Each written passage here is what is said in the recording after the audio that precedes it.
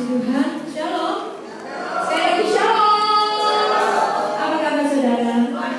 Haleluya, karena kita punya Allah yang luar biasa. Amin. Kita akan siapkan hati kita. Kita datang kepada Tuhan. Kita bawa hati kita. Kita percaya bahwa kita punya Allah yang luar biasa. Terima kasih Tuhan. Kami datang kepadamu. Kami bersyukur buat pagi hari ini Tuhan. Kami bersyukur buat setiap karya-Mu dalam hidup kami Bapa. Terima kasih untuk kesehatan yang baik Tuhan. Terima kasih untuk kesempatan yang indah kami boleh beribadah di tempat ini Bapa. Kami siapkan hati kami Tuhan. Kami siapkan hidup kami untuk memuji dan mengucapkan nama. Terima kasih Bapa. Sudah berdoa mengucap syukur. Haleluya. Amin.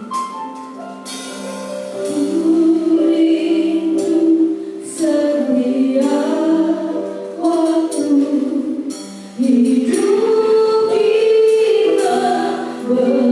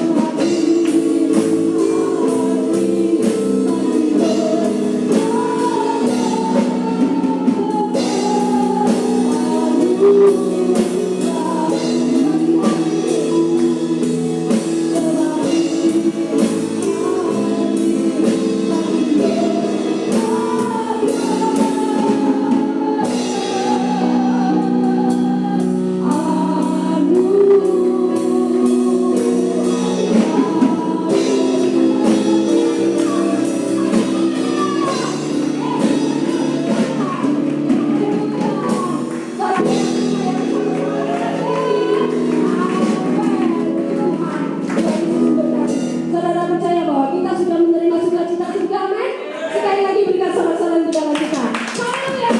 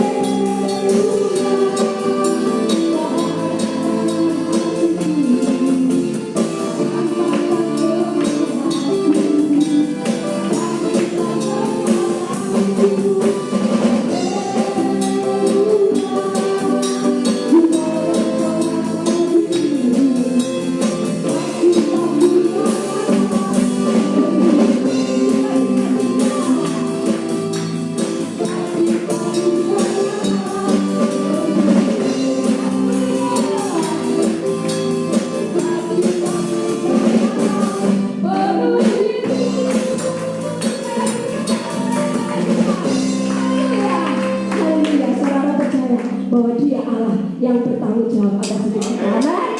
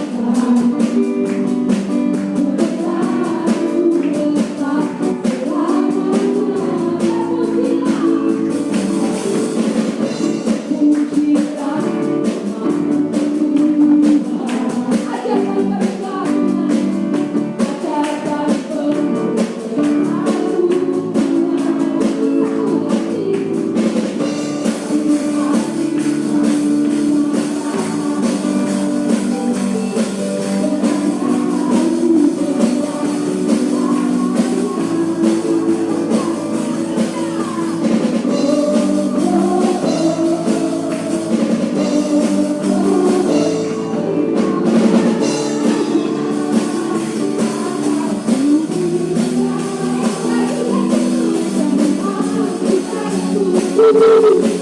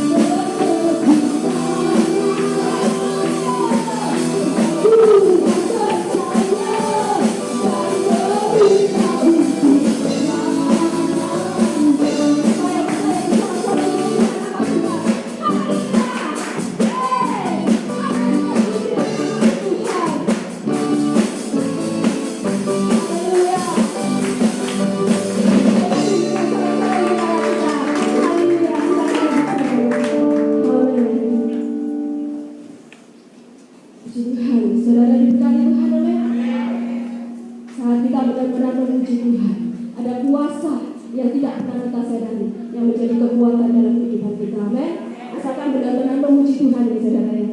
Puji Tuhan. Saya buka ruang kesaksian. Saya percaya banyak jiwa-jiwa yang sudah ditolong oleh Tuhan. Berikan salah-salah dengan kita, haleluya.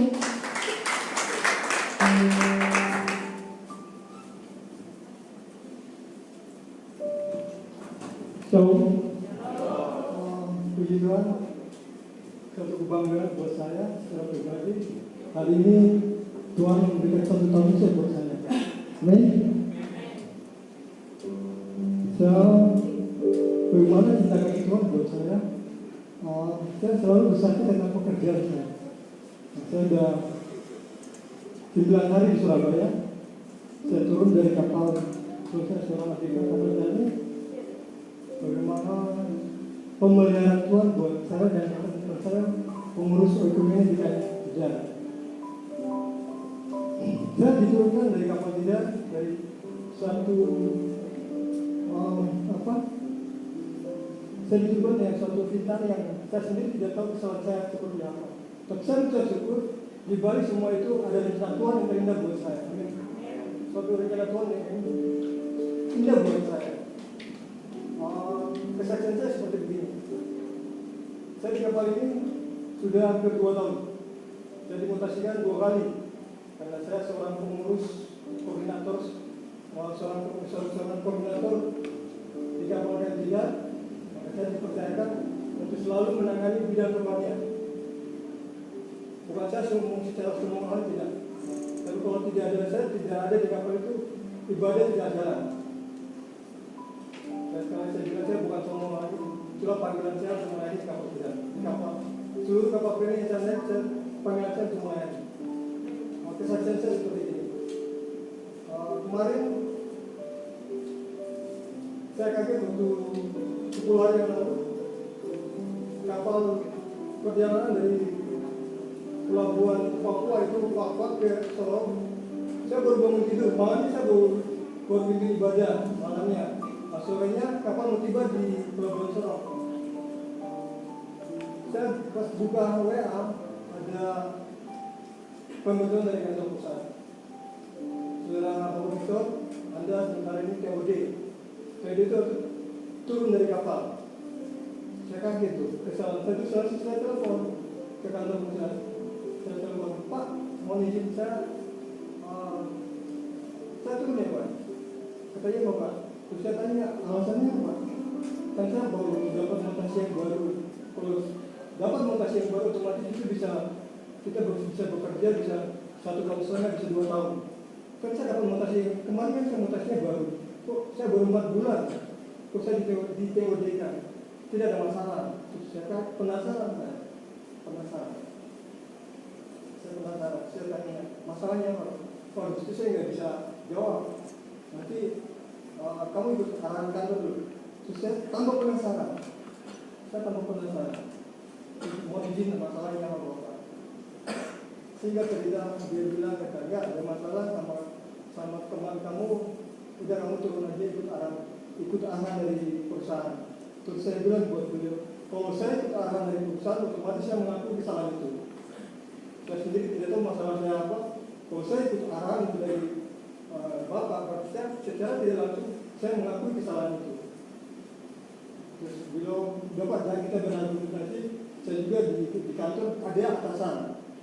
Kuasa saya dikasih hikmat sudah mengalah. Saya mengalah.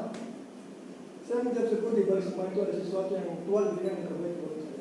Saya sudah tahu punya siapa di kapal, saya sudah tahu.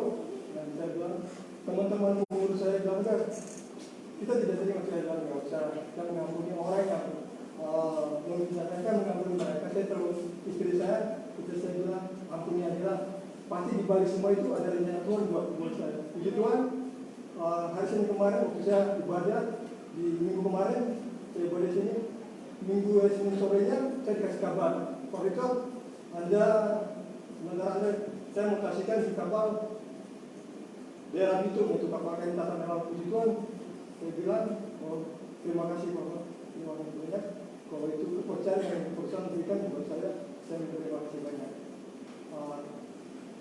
Kemarin juga saya dengar kabar dari teman saya, orang yang memfitnah saya dapat masalah masalah. Dia harus ganti, oknum itu harus ganti kerugian dari pedagang. Salah seorang pedagang harus ganti puluhan juta. Terus teman saya bilang kepada saya, itu bagaimana Pak? Saya mengampuni aja. Biar itu urusan Tuhan, bukan urusan saya. Amin. Urusan Tuhan, bukan urusan saya. Yang intinya dari semua ini, bagaimana pemeliharaan Tuhan buat saya, bagaimana Tuhan memberikan saya kesehatan, bagaimana Tuhan memelihara keluarga saya dan saya dan pekerjaan saya. Saya mengucap syukur Tuhan itu baik. Amin. Tuhan itu baik. Kalau saya mau kembali ke jiwa lama saya sudah aja itu orang. Saya sudah aja. Tapi Tuhan selalu mengingatkan, jangan. Aku dalam wilayah engkau, jadi engkau punya hati harus benar-benar bersyukur buat saya. Sekarang kalau saya punya jiwa lama muncul, sudah aja saya sudah mau saya sama dikuatkan memikir saya bersabar. Semua itu dibalik, semua itu ada rencana Tuhan yang terindah buat saya. Sehingga apa yang terjadi, saya mengucap syukur Tuhan baik buat saya. Sehingga tanggal 16 Juli besok saya akan diberangkatkan ke Manado, yaitu kapal yang Tuhan kasih, yaitu menurut teman-teman saya bilang itu kapal yang terbaik. Kapal itu secara materi luar biasa. Terus saya bilang buat teman-teman, saya bukan cari materi, karena saya patokan firman Tuhan, carilah dahulu kerajaan surga dan kebenarannya, maka semuanya akan ditambahkan. Saya cari keselamatan itu. Harta semuanya, saya percaya Tuhan sudah semua disiapkan. Amin. Saya bilang buat teman saya tidak mencari itu, tapi saya mencari bagaimana pelayanan saya terus berkembang. Itu aja pesan saya. Saya akan menjadi satu lagu yang selalu menguatkan saya dimanapun saya berjalan, dimanapun saya bekerja. Lagu ini selalu saya nyanyikan karena apa? Lagu ini selalu memberikan motivasi buat saya. Jangan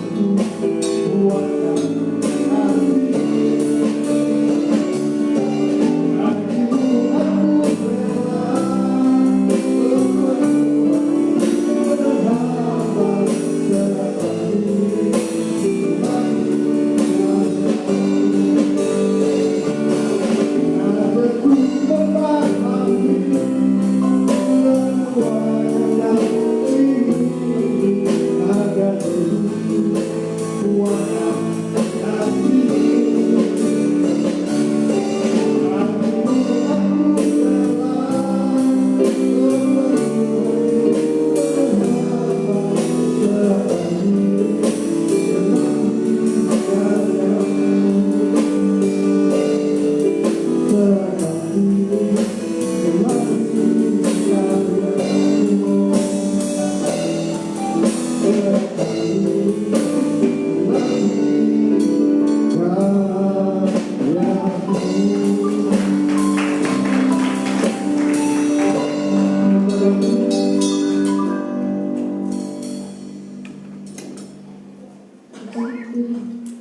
hal saudara ya, yang penting percaya. Amin. Ada lagi yang mau kesaksian? Sambil nunggu Bapak kembali. Ada yang mau kesaksian lagi?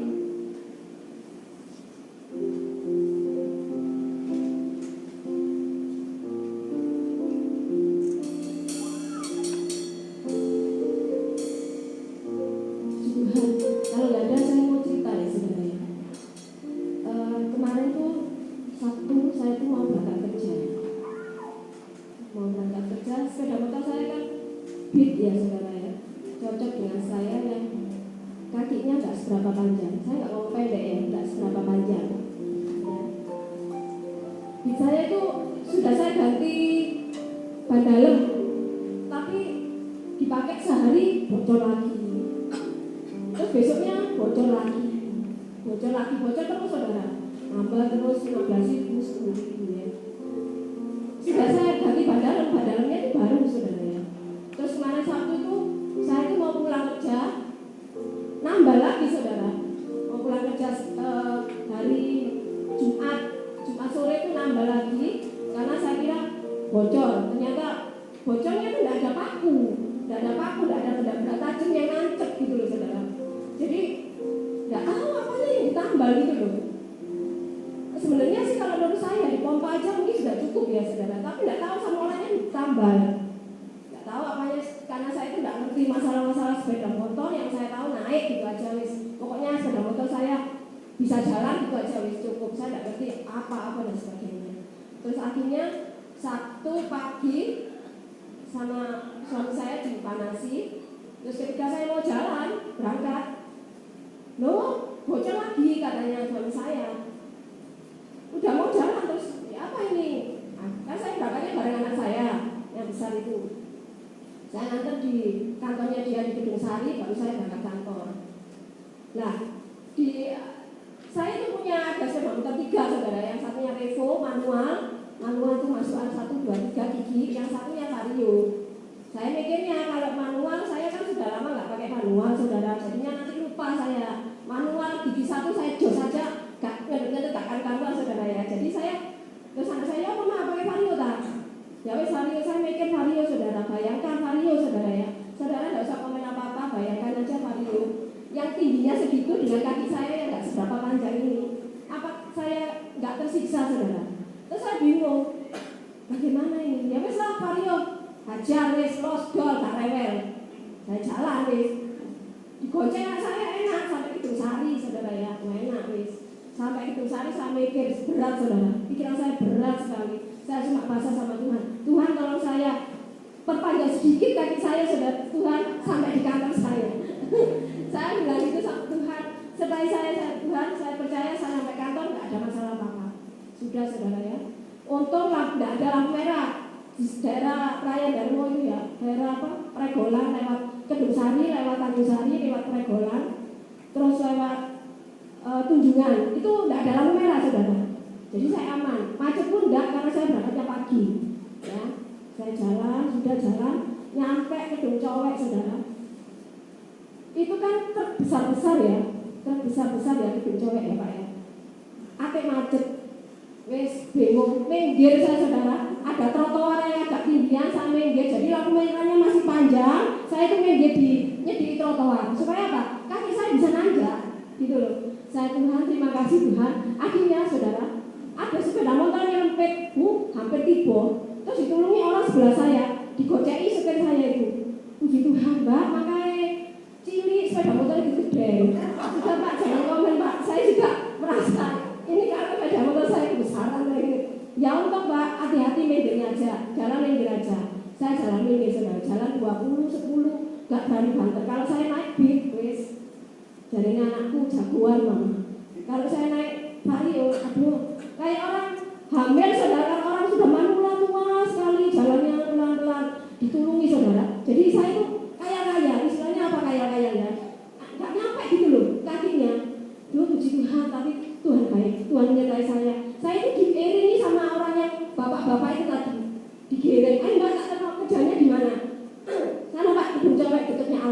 Ya wes saya tak tahu.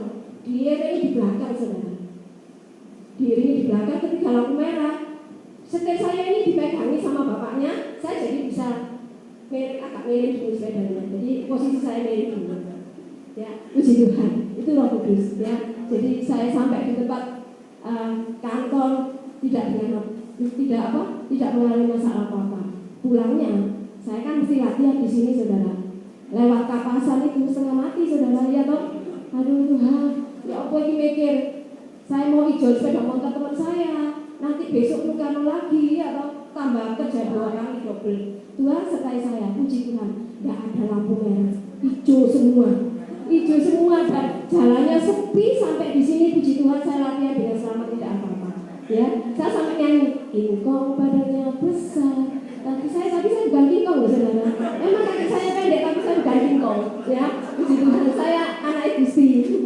Disertai Tuhan sampai di sini dengan selamat. Dan pulangnya ini pengawal saya sampai nganter sampai jalan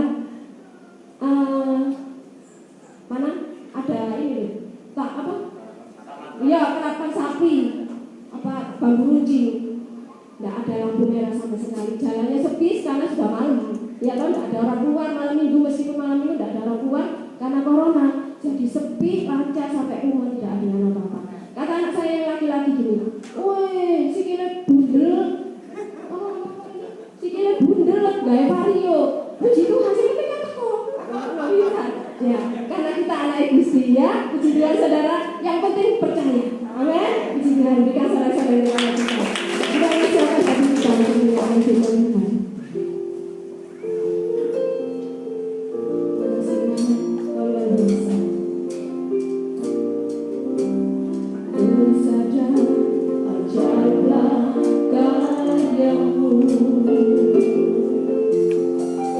Raja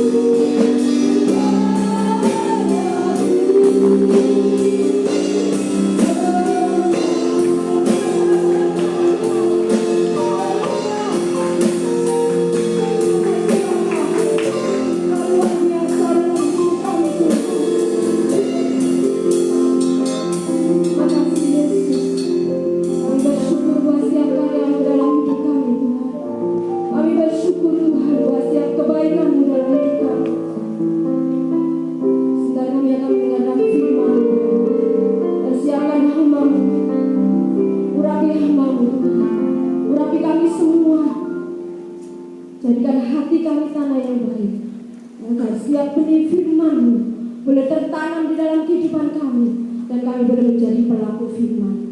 Terima kasih Bapa. Hanya di dalam nama Tuhan kami Yesus Kristus, kami siap mendengarkan firman-Mu. Haleluya. Amin. Silakan Ibu.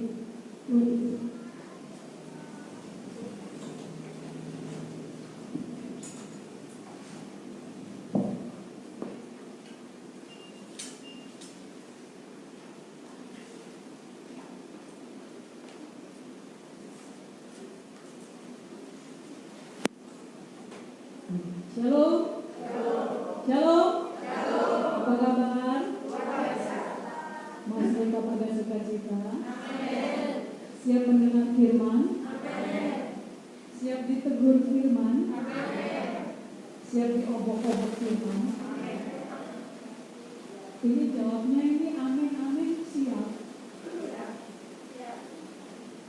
Berarti kalau bicara siap, kalau firman itu menegur, mengucap syukur. Amin. Nah, amin yang makan.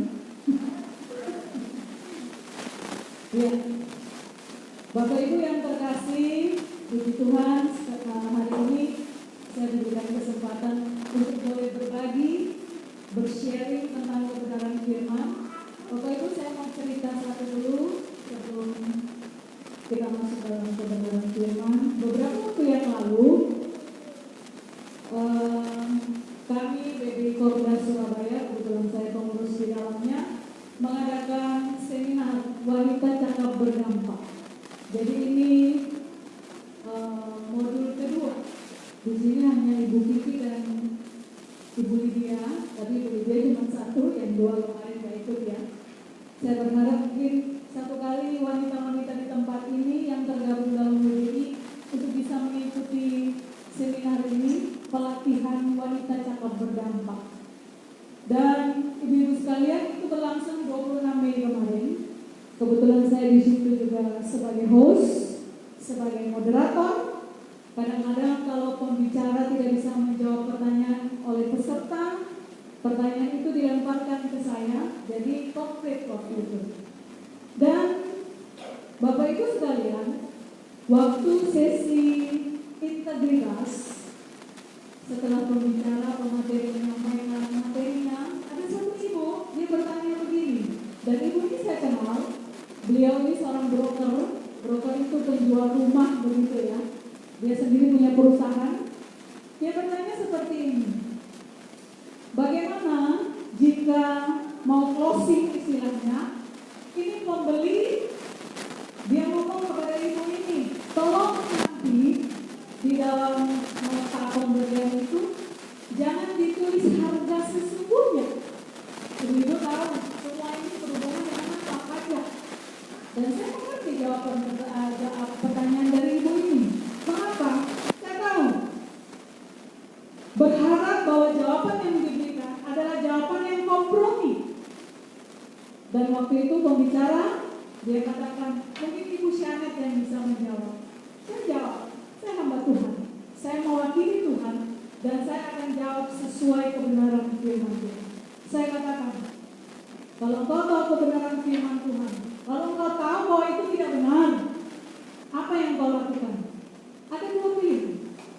Engkau melakukan firman itu, tanda petik kebenaran, atau engkau melanggar firman itu, tanda petik tidak melakukan kebenaran. Bapak Ibu sekalian, berbicara tentang orang yang benar adalah seseorang yang sudah dipilih dari dunia ini, dipisahkan untuk menjadi hagios. Berapa kali saya katakan di atas mimbar ini, kita ini orang benar adalah orang yang berbeda.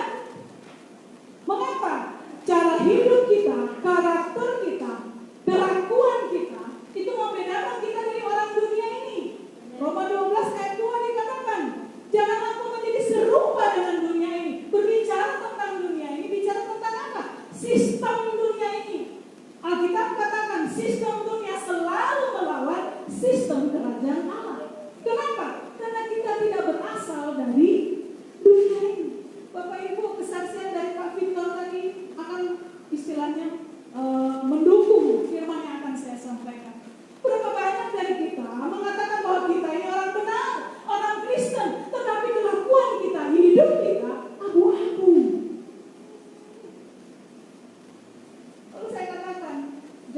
jawab saya kepada ibu ini, saya tahu ujungnya apa. Kita tidak mau kehilangan 20-30 juta. Karena kalau kita melakukan kebenaran, rugi. Begitu kan? Dan saya tahu ibu ini tahu kebenaran itu, tapi dia tidak mau dikuasai oleh kebenaran itu. Kenapa? Karena rugi. Kalau dia melakukan kebenaran, dia nggak dapat duit. Begitu kan? Hari ini Bapak Ibu, kita akan melihat mengapa kita sebagai orang yang benar wajib melakukan kebenaran yang ada di dalam firman Tuhan, meskipun kita masih ada hidup di dalam dunia yang tidak benar. Mau tahu jawabannya? Waduh, belum apa-apa sudah pegang semua ya. Wah, habis ini aku nggak bisa melakukan kebenaran nih katanya. Kenapa Bapak Ibu? Banyak orang mengatakan kalau dia melakukan kebenaran, banyak kerugian yang harus dia terima. Mari Bapak Ibu kita baca sama-sama dari 3 Yohanes. Mengapa kita harus melakukan kebenaran? Berbicara tentang kebenaran, artinya apa yang ada di dalam firman Tuhan. Karena firman adalah kebenaran. 3 Yohanes, kita akan melihat pasalnya yang pertama, ayatnya yang pertama sampai ayatnya yang keempat. Mengapa kita harus melakukan kebenaran? Sudah ketemu Bapak Ibu? Kalau sudah ketemu, ayo saya ajak kita semua bangkit berdiri.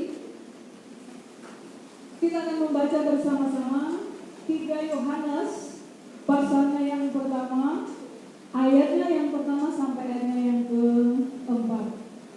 Namun sebelumnya Bapak Ibu, karena ini kebenaran firman Tuhan, kita tidak bisa mengerti kalau Roh Kudus tidak mengartikannya secara pribadi kepada kita. Saya mungkin hanya bisa menjelaskan sebatas saya sebagai manusia yang penuh dengan keterbatasan.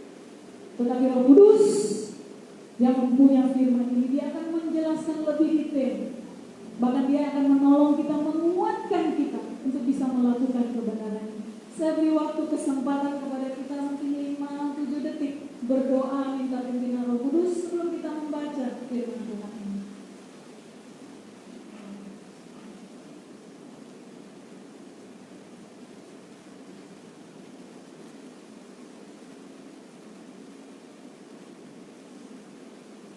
Ya, 3 Yohanes pasalnya yang pertama, ayatnya yang pertama sampai ayatnya yang keempat. Siap membaca? 2, 3. Dari kenakuan kepada Gaius yang kekasih, yang kekasihi dalam kebenaran. Saudaraku yang kekasih, aku berdoa semoga engkau baik-baik dan sehat-sehat saja dalam segala sesuatu, sama seperti jiwaku baik-baik saja. Sebab aku sangat bersukacita ketika beberapa saudara datang dan memberi kesaksian tentang hidupmu dalam kebenaran. Sebab memang engkau hidup dalam kebenaran. Bagiku tidak ada sukacita yang lebih besar daripada melihat bahwa anak-anakku hidup dalam kebenaran. Amin. Silakan duduk Bapak Ibu. Terpujilah Kristus Yesus dengan segala kebenaran firman. Bapak Ibu, 3 Yohanes ini merupakan surat dari Rasul Yohanes yang adalah juga penulis Injil Yohanes 1, 2, 3 Yohanes dan juga kitab Wahyu. Nah, ini ditulis Bapak Ibu sebenarnya hari-hari menjelang akhir hidupnya, sekitar awal tahun 80 sesudah Masehi atau awal tahun 90 sesudah Masehi. Dan Rasul ini merupakan Rasul terakhir yang akhirnya kembali kepada Tuhan. Mengapa? Karena Rasul-Rasul yang lainnya, teman-teman yang lainnya sudah lebih dahulu kembali ke rumah Bapa. Dan Bapak Ibu bilang 3 Yohanes ini, dia menuliskannya kepada seorang, sebenarnya ini adalah surat pribadi Rasul Yohanes kepada seseorang yang bernama Gaius. Nah, Gaius ini tidak dipastikan Gaius yang mana. Tapi kita tidak perlu istilahnya repot siapa Gaius ini, tapi yang pasti surat ini dituliskan kepada orang-orang Yahudi yang sedang berdiaspora di Asia Kecil. Nah, Gaius ini adalah seorang pribadi, adalah seorang jemaat Tuhan di daerah Asia Kecil yang kedapatan didengar oleh Rasul Yohanes bahwa hidupnya penuh dengan integritas, penuh dengan kebenaran. Apapun juga yang dia alami di dalam keadaannya, susah atau senang, tertekan atau tidak, dia tetap berpegang pada kebenaran firman Tuhan. Dan kita akan lihat pada ayat yang ketiga bahwa Yohanes dia mendengar. Setiap orang datang kepada Yohanes, berita yang dia dengar tentang Gaius adalah orang yang berintegritas. Bapak Ibu, orang berintegritas ini tidak banyak di muka bumi. Saya tidak tahu berapa lama Bapak Ibu menjadi orang Kristen. Sudah berapa lama menjadi ikut Tuhan. Juga saya tidak tahu. Apakah dalam kehidupan Bapak Ibu mungkin dalam pekerjaan kita selalu abu-abu. Kenapa? Ya itu tadi saya katakan, kita tidak mau rugi kalau kita melakukan yang namanya kebenaran. Nah, surat ini dituliskan oleh Rasul Yohanes kepada seorang yang bernama Gaius. Dia memakai kata begini. Dari ayat pertama dia katakan, dari penatua. Kenapa Yohanes menyebutkan dirinya penatua? Bapak Ibu, kalau kita melihat dalam bahasa aslinya, penatua ini presbiteros. Artinya apa? Orang yang dituakan. Berbicara orang yang dituakan berarti orang yang harus menjadi teladan. Dalam setiap tutur kata perbuatannya mencerminkan bahwa orang ini patut dijadikan teladan. Makanya Bapak Ibu yang di sini disebut penatua, hati-hati hidupmu. Berapa banyak orang mengejar jabatan penatua, hidupnya tidak benar.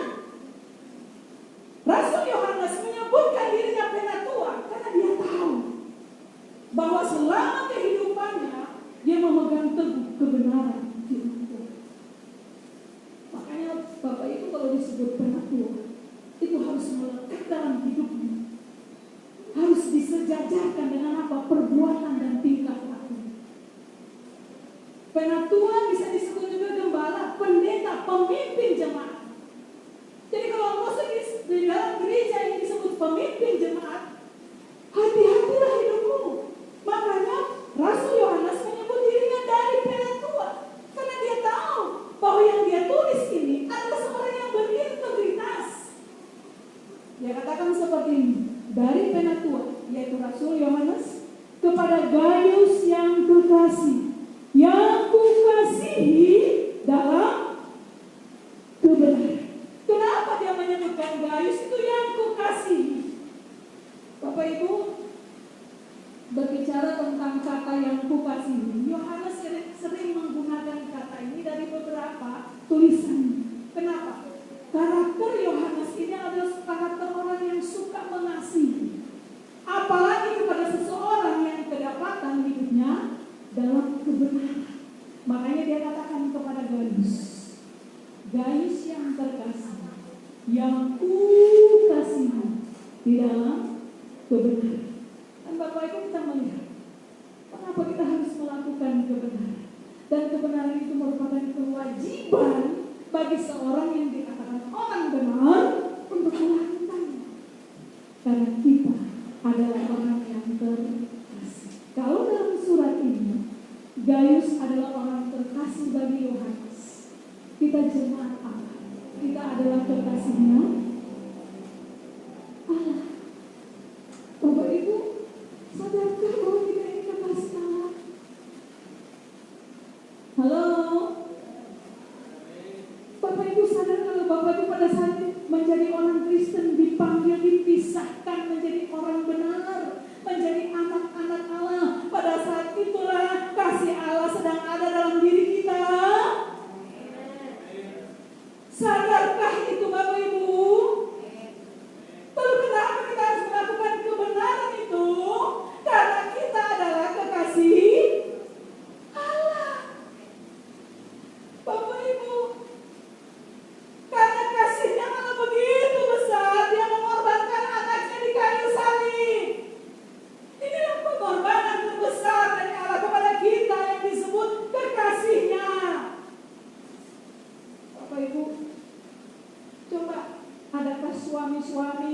keempat ini, hai istri-istri yang mau berkorban menyerahkan nyawa untuk istrinya yang katanya paling dikasihnya.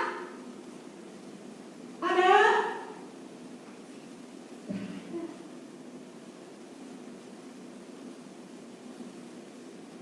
Kadang-kadang suami, kamu ini satu-satunya orang yang paling saya kasih, satu-satunya orang yang paling saya cintai. Tapi suruh berkorban menyerahkan nyawanya untuk istrinya, mau? Gak mau. Bahkan kalau bisa kasihnya dibagi kepada wanita lain, bukan? Jadi hari ini Bapak Ibu, kenapa kita harus hidup dalam kekudusan dan kebenaran? Ayo, kita sadar bahwa kita ini kekasih Allah. Kalau Bapak Ibu sadarkan itu dalam diri kita masing-masing, untuk melakukan bahkan memikirkan dosa pun, Bapak Ibu tidak sampai melakukan. Kenapa? Karena ada kekasih yang selalu melihat saya. Makanya kenapa kita disebut pengantinnya Kristus. Gereja ini pengantin wanitanya Kristus. Kenapa? Karena dia sudah berkorban nyawa untuk kita. Lalu sekarang apa balasan? Tuhan cuma mau, kalau engkau memang kekasihku, lakukan apa yang aku mau. Apa itu? Lakukan kebenaran. Berapa banyak dari kita Bapak Ibu, saya katakan tadi di awal, untuk melakukan kebenaran kita selalu menimbang. Aduh, kalau aku lakukan ini, saya tidak dapat apa-apa.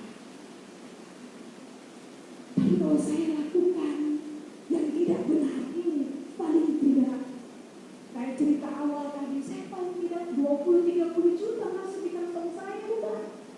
Waduh, jangan begini, apalagi corona. Siapa yang mau kasih 20-30 juta? Tanya berapa banyak? Jangan gini, masih hidup benar. Aduh, apa kata dunia? Kan begitu kan? Alkitab katakan, kalau engkau mengasihi dunia dengan segala isinya, engkau sedang menjadi musuh. Dengan itu baik-baik Bapak Ibu. Berapa kali saya katakan, kita kan cuma sementara di dunia ini. Kalau Allah sedang memilih kita, Allah punya tujuan. Allah memakai kita untuk menjadi apa? Rekan sekerjanya, untuk menyatakan rahasia kerajaan Allah. Jadi hari ini Bapak Ibu, mungkin berapa kali kita mendengar belajarlah hidup kudus, belajarlah hidup kudus. Kadang-kadang kita berkata pendeta itu ngomongnya enak ya. Coba kalau di tempat saya, Bapak Ibu, ini alasan-alasan yang klise. Kenapa? Karena kita abu-abu.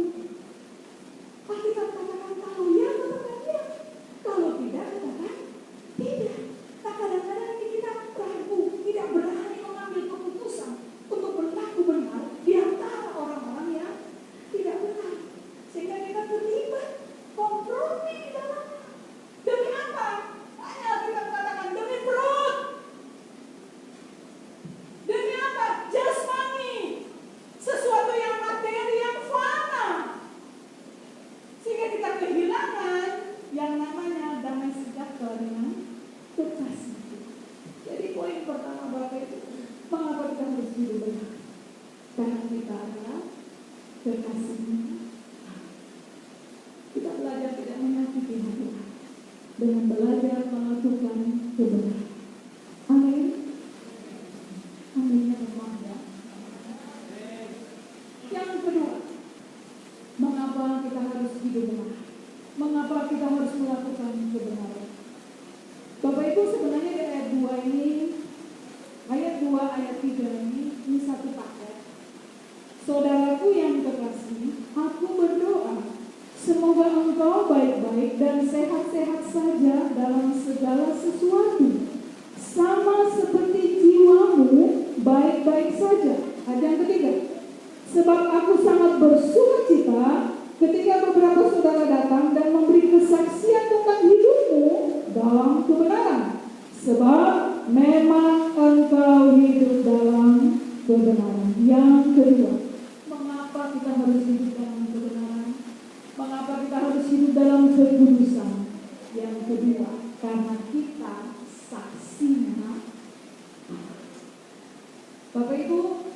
berbicara tentang saksi di sini, Yohanes katakan kepada Gaius bahwa sebab di frase di ayat ketiga, ketika beberapa saudara datang dan memberi kesaksian tentang hidupmu dalam kebenaran, sebab memang kamu hidup dalam kebenaran. Berarti setiap orang yang datang kepada Rasul Yohanes pada saat Rasul Yohanes bertanya, bagaimana tentang Gaius? Waduh, Pak Yohanes, wah hidupnya sekarang.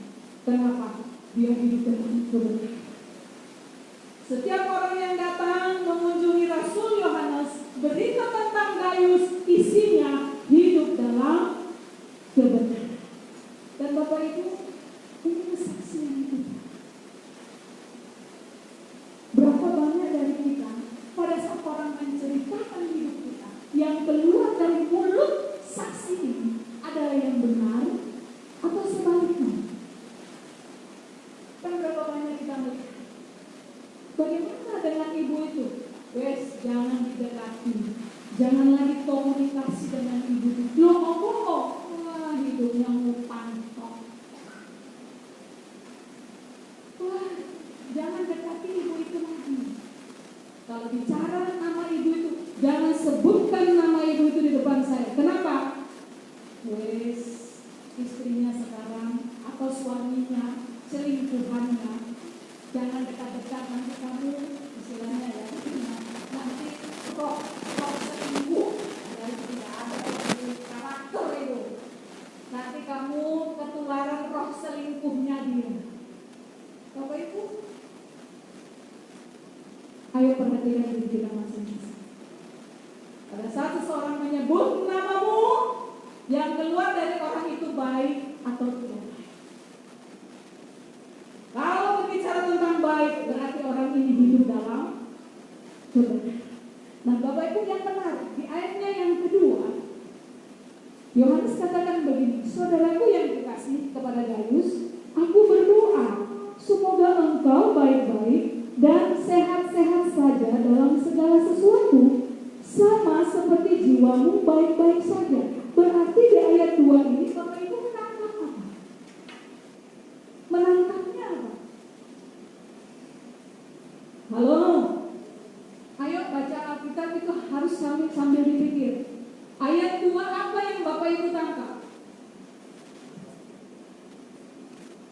Berarti keadaan Gaius secara jasmani tidak baik-baik saja, seperti keadaan rohaninya.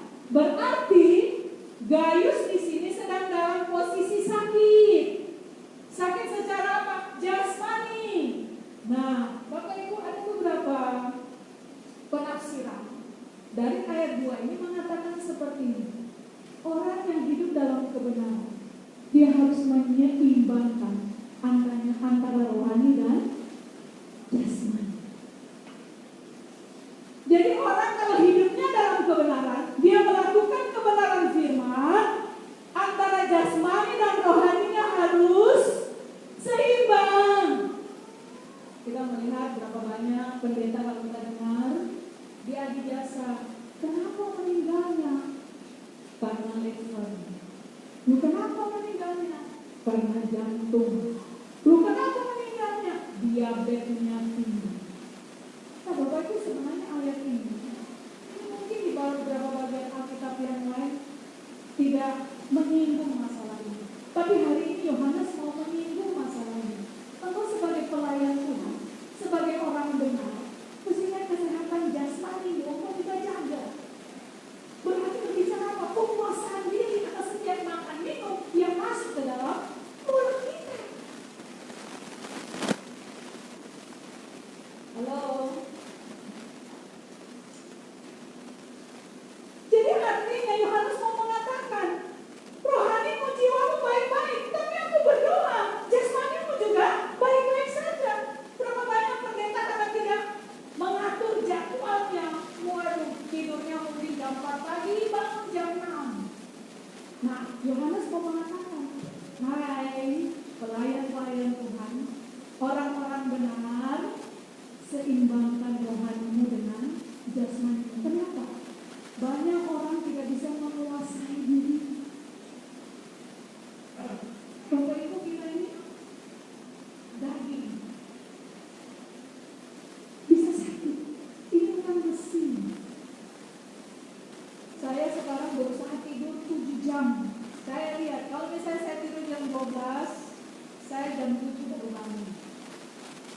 Jadi disesuaikan. Pokoknya saya hitung 7 jam minimal saya harus tidur. Kenapa? Butuh istirahat untuk yang jasmani. Kadang-kadang kami di rumah tidur itu bukan lagi malam, pagi. Jadi kadang-kadang bangunnya ya itu tadi. Setengah 8, kenapa tidurnya jam 1, setengah 2? Kenapa? Kami berusaha menyeimbangkan antara rohani dan jasmani. Jadi hari ini Paulus Rasul Yohanes mengatakan, mengapa kita harus hidup dalam kebenaran? Karena kita saksinya Allah. Bapak Ibu, jangan sampai kesaksian hidup kita menjadi sandungan, batasan banget bagi orang lain. Jadi kalau hari ini kamu merasa rohanimu bagus, seimbangkan dengan apa? Bisa. Tetapi Rasul Yohanes mau mengatakan bahwa kalau orang mendengar tentang nama Gaius, bagus. Kenapa? Hidupnya telah benar. Karena Gaius sadar dia adalah saksinya.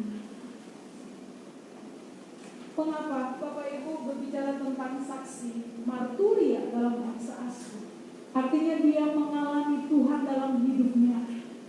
Waktu dia mengalami Tuhan, berarti dia mengalami semua kebenaran Tuhan dalam hidupnya. Allah mau kebenaran itu pun bisa dilihat dan dirasakan oleh orang-orang di sekitarnya. Jadi Bapak Ibu setiap minggu mendengar kebenaran di atas mimbar ini, tapi pada saat kita tidak melakukannya, kita sedang tidak menjadi saksi. Dalam Alkitab katakan apa? Kita sedang menjadi penipu. Yakobus 1 ayat 22. Jadi pada saat kita mendengar kebenaran, lalu kita tidak melakukannya, sekali lagi Alkitab katakan kita sebagai seorang penipu. Makanya Bapak Ibu, kebenaran itu menyakitkan bagi orang yang tidak bisa melakukan. Kenapa? Sakit. Yang ketiga, mengapa kita harus hidup dalam kebenaran? Mengapa kita harus hidup melakukan kebenaran? Di ayat yang keempat dikatakan, bagiku tidak ada sukacita yang lebih besar daripada mendengar bahwa anak-anakku hidup dalam kebenaran. Yang ketiga Bapak Ibu, kenapa kita harus hidup dalam kebenaran? Yohanes katakan bahwa itulah sukacita terbesar. Bapak Ibu, saya yakin Yesus pada saat dia melihat anak-anaknya hidup dalam kebenaran. Ini ada satu cerita di alam roh sana Bapak Ibu. Saya mungkin pernah cerita di sini pada saat saya sekolah. Iblis, penguasa-penguasa di angkasa, Bapak Ibu, ini sedang apa istilahnya? Dengan Yesus sedang taruhan. Yesus katakan seperti ini, Iblis, itu loh orang kepercayaan saya, bendahara satu perusahaan besar yang saya berkati. Kamu akan lihat bahwa bendahara itu adalah bendahara yang berintegritas. Dia akan melakukan tugasnya dengan jujur. Dan Bapak Ibu, Iblis cuma bilang, sus, delok naik kok. Ini ceritanya nih Bapak Ibu. Lalu Bapak Ibu satu ketika bendahara dari perusahaan ini, dia anak muda belum menikah. Lalu pada saat ketika dia mau menikah, dia butuh uang banyak Bapak Ibu. Kenapa? Karena dia ingin membuat pesta yang besar dalam pernikahan. Lalu dia melihat tabungannya, sedangkan biaya pernikahan dia datang ke WO, wedding organizer.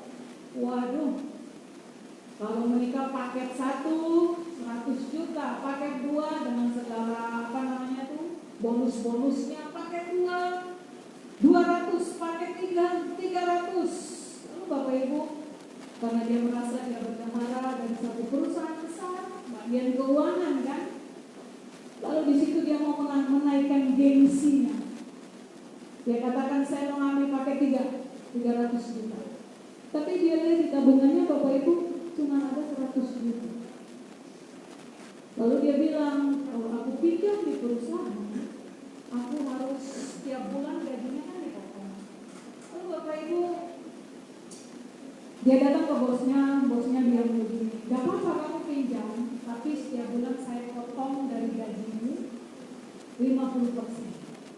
karena dia harus utang 200 juta. Dan Bapak Ibu setelah dia pikir-pikir, waduh kalau 50% gaji itu tinggal separuh, yang aku harus bantu mamaku di rumah. Waktu dia sedang mikir-mikir, iblis itu Bapak Ibu, dia cuma isinya apa? Menggoda dan mengipas. Yes. Itu kan anak apa namanya itu tender. Kamu rubah aja itu. Kamu rubah dari sekian kan bisa. Misalnya 3 tender, tidak dapat masuk tuh, gak perlu kamu utang. Satu sisi dia juga berdoa, tapi satu sisi dia mikir dengan cara pikiran sendiri. Lalu Bapak Ibu akhirnya dia mengambil singkat cerita, dia mengambil kesimpulan tender yang itu dimainkan harganya. Dan Bapak Ibu 200 juta bahkan 200 juta lebih masuk. Dan Bapak Ibu tahu di dalam alam waktu wanita ini, perempuan ini, dia melakukan ketidakbenaran. Alam penguasa-penguasa di udara, setan dan saudara. Terus dia katakan kepada dia, itukah wanita yang kau bangga-banggakan? Yang katakan punya integritas, katanya anak Tuhan, katanya WL di gereja, yang kalau di depan gereja itu haleluya puji Tuhan. Terus Bapak Ibu, itu semua juga teman-teman. Kesedihannya luar biasa. Bukan cuma kesedihan, malu. Kenapa sebelumnya dia bangga-banggakan wanita? Setan dengan segala kelicikan.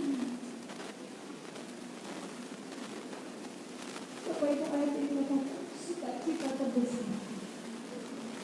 Bukan engkau bisa mengumpulkan harta sebanyak-banyaknya. Sukacita terbesar Allah. Bukan engkau bisa menaikkan tabunganmu di bank sampai beratus-ratus. Sukacita terbesar Allah. Bukan engkau mendapatkan suami yang ganteng dan sukacita bahkan terbesar Allah. Bukan engkau bisa berkhotbah di depan mimbar. Sukacita terbesar Allah. Bukan karena engkau bisa nyanyi bagus sama dari WL di gereja. Sukacita terbesar Allah. Bukan karena engkau jago main gitar ataupun keyboard di depan gereja. Tapi sukacita terbesar karena engkau bisa melakukan.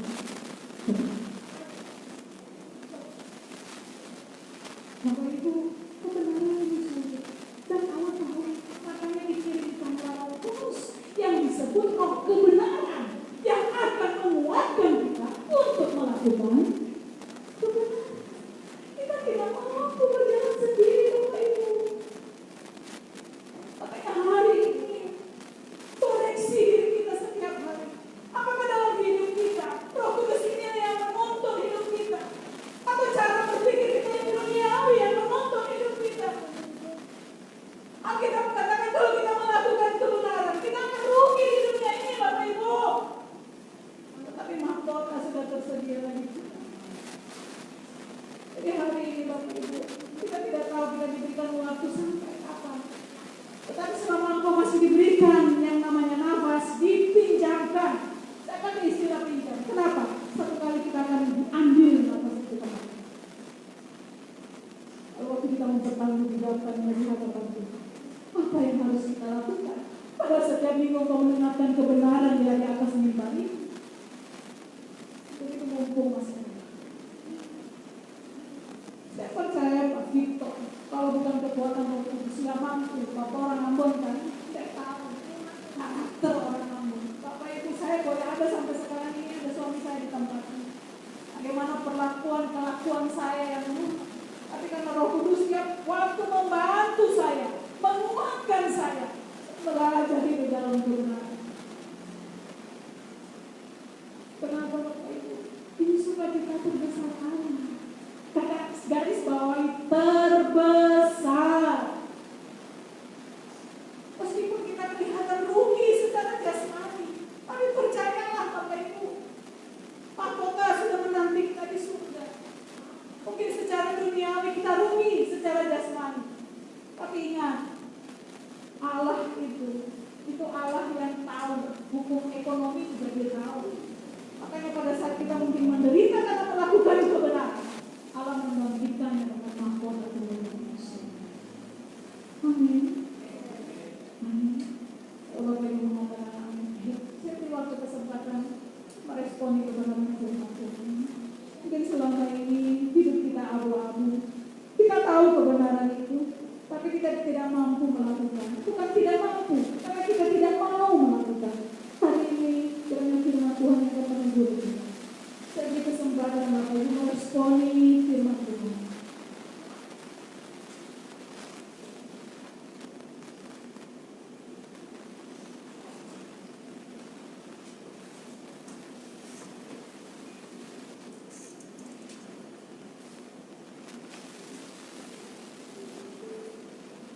Terima kasih Tuhan, kalau hari ini kau beri kesempatan kepada kami untuk mendengarkan kebenaran firman. Roh Kudus, Engkau yang akan bekerja luar biasa untuk setiap kami yang sudah mendengar. Beri kami kekuatan Tuhan. Artikan secara pribadi firman ini, mampukan kami untuk melakukannya dalam kehidupan sehari-hari. Kami tidak ingin menyia-nyiakan waktu dan kesempatan Tuhan berikan kepada kami. Kami akan belajar hidup berbahagia. Kami belajar hidup melakukan kebenaran itu. Karena kami adalah kekasih, karena kami adalah saksi. Dan ini adalah sukacita terbesar itu. Apabila Engkau melihat kami hidup dalam kebenaran. Terima kasih Bapa berkati Jumat ini. Hanya di dalam nama Tuhan Yesus kami sudah berdoa. Haleluya. Amin.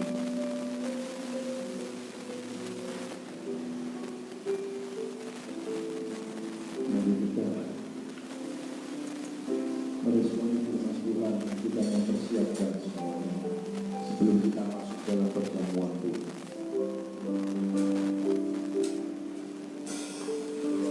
Kesempatan yang Tuhan berikan kepada kita untuk datang kepada Tuhan. Tapi kita bangun komitmen baru. Apabila itu kita belum lakukan, kita datang Tuhan, aku mau bekerja sama dengan Tuhan. Roh kebenaran itu yang akan membuat kami, memampukan kami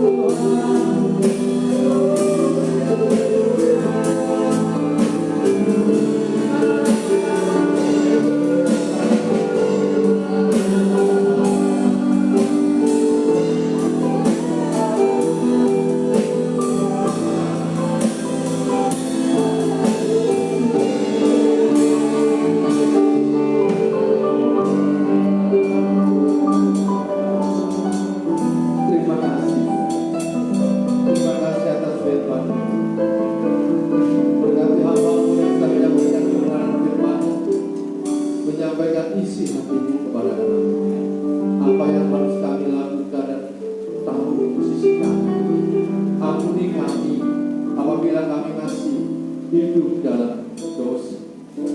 Pulihkan kami. Mulai hari ini kami membangun komitmen baru di hadapan Tuhan. Biarlah Roh Kudus memimpin kami. Roh kebenaran itu yang memampukan kami hidup dalam kebenaran. Terima kasih Tuhan. Terima kasih untuk semua. Dan layakkan kami, layakkan hamba-Mu yang akan melayani perjamuan.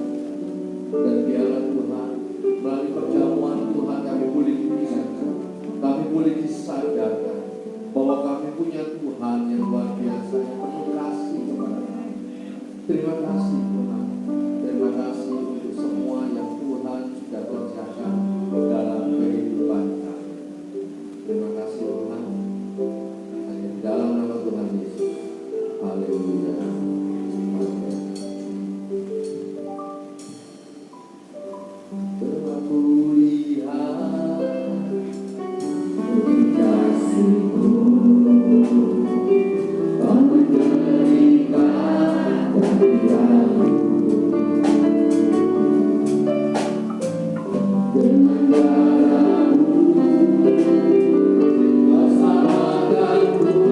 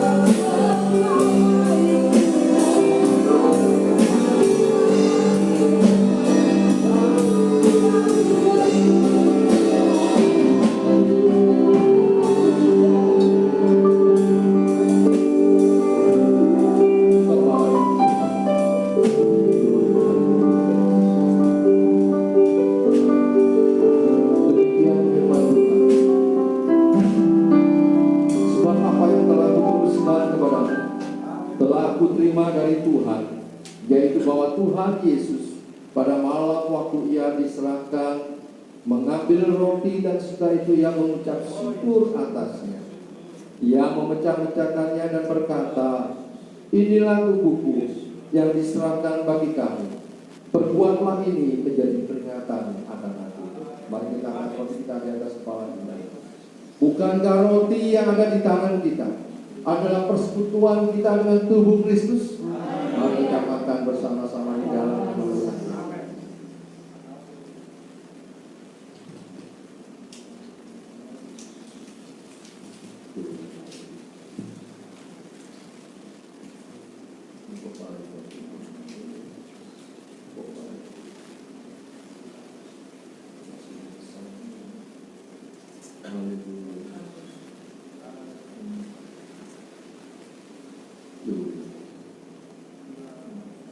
Demikian juga yang mengambil cawan sudah makan lalu berkata, "Cawan ini adalah perjanjian baru yang dimeteraikan oleh darahku.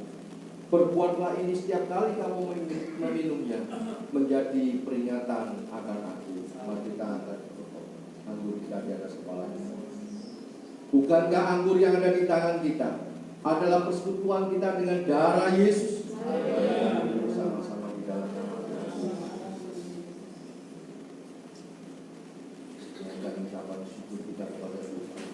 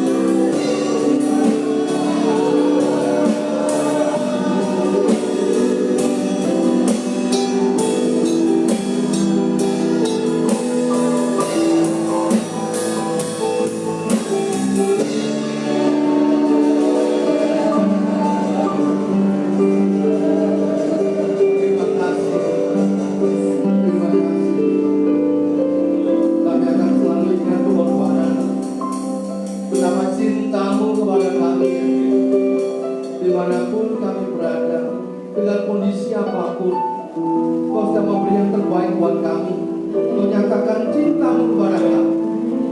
Apalah arti masalah kami, karena kami tahu kalau nyawa-Mu sudah Kau berikan kepada kami, masalah kami kecil di hadapan, masalah kami pasti selesai, sakit kami pasti disembuhkan, pemulihan terjadi dalam hidup kami.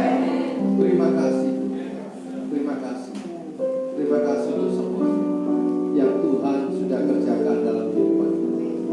Ajari kami untuk selalu mengucap syukur, sadar ada waktunya Tuhan untuk mengerjakan sesuatu yang baik, dan kami mau untuk membalas kebaikan Tuhan, untuk terus bekerja sama dengan Tuhan, dengan Roh-Mu yang kudus, Roh kebenaran itu yang memampukan kami tetap konsisten berjalan dalam hidup kebenaran, di dalam kebenaran. Terima kasih Tuhan. Terima kasih untuk semua. Hanya di dalam nama Tuhan Yesus kami berdoa dan bersyukur. Haleluya. Amin. Silakan duduk Bapak Ibu, serta kami Tuhan.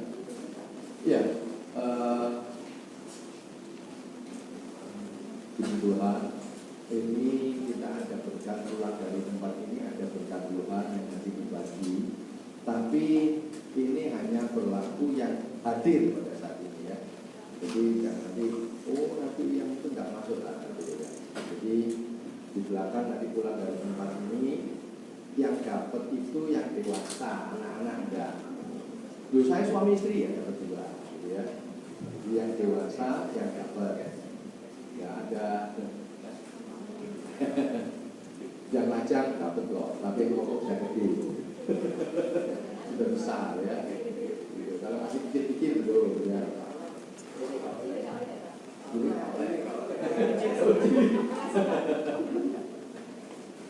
Ya, ada anak Tuhan yang memberikan berkat buat kita.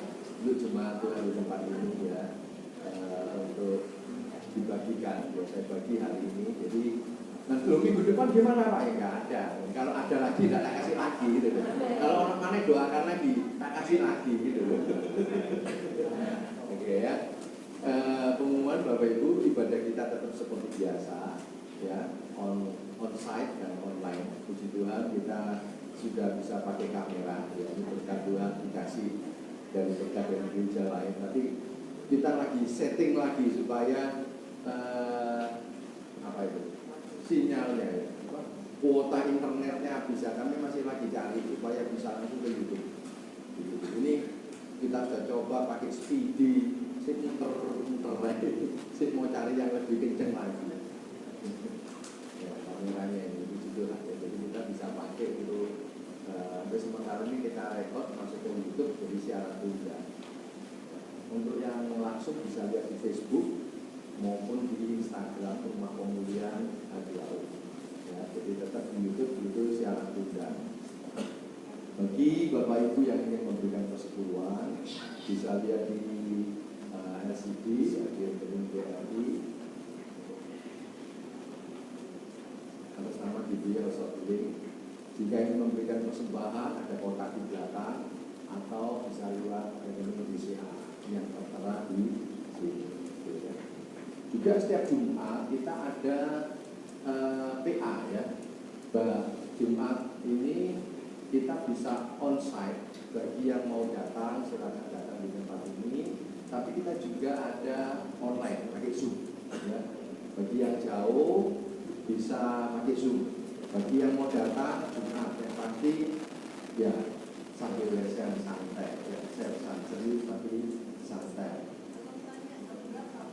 Jam 6:30 ya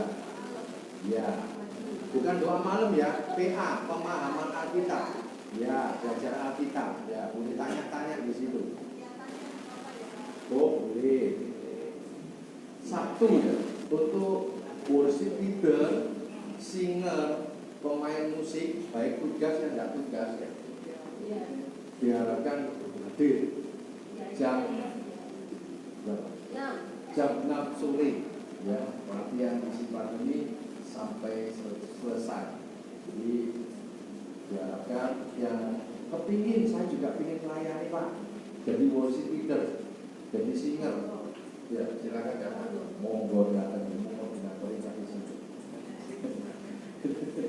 di sini, monggo, ya nanti sambil latihan nyanyi ya, nanti mungkin misalnya kalau ada waktu bisa hadir itu bantu, ya setiap Sabtu, ya.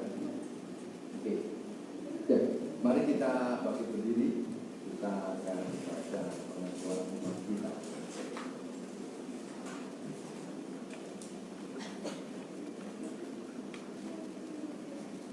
Aku percaya kepada satu Allah, Bapa yang Maha Kuasa, Pencipta langit dan bumi, dan segala sesuatu yang kelihatan dan tak kelihatan.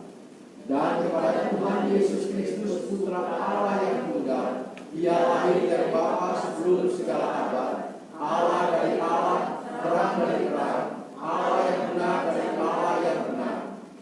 Dia dilahirkan bukan dijadikan, sehakikat dengan Bapa, segala sesuatu dijadikan olehnya.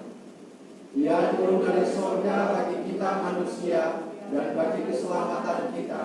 Dan Dia dikandung oleh Roh Kudus, dilahirkan dari perawan Maria, sehingga menjadi manusia. Dia disalibkan bagi kita pada pemerintahan Pontius Pilatus. Dia mati di dalam penderitaan dan dikuburkan. Pada hari ketiga dia bangkit menurut kitab suci. Dia naik ke surga, duduk di sebelah kanan Bapa, dan dia akan kembali dengan kemuliaan, mengadili orang yang hidup dan yang mati, dan kerajaannya tidak akan berakhir. Aku percaya kepada Roh Kudus, Tuhan yang memberi hidup, yang berasal dari Bapa, yang bersama Bapa dan Putra disembah dan dimuliakan. Dia berfirman dengan perkataan para nabi. Aku percaya pada gereja yang satu, kudus, dan rasuli. Aku mengakui satu baptisan dan penghapusan dosa. Aku percaya dengan kita kebangkitan orang mati dan kehidupan di dunia yang akan datang yang kekal.